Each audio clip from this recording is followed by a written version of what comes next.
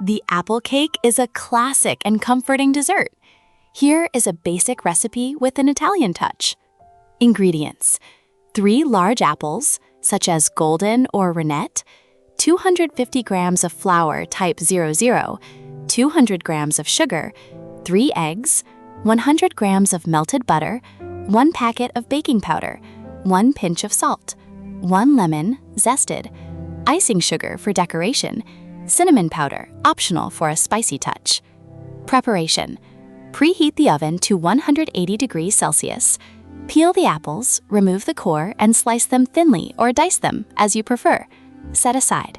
For an even more Italian flavor, you might add a splash of liqueur like Amaretto to the apples.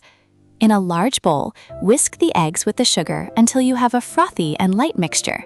Add the lukewarm melted butter and the grated lemon zest to the egg and sugar mixture, mixing well.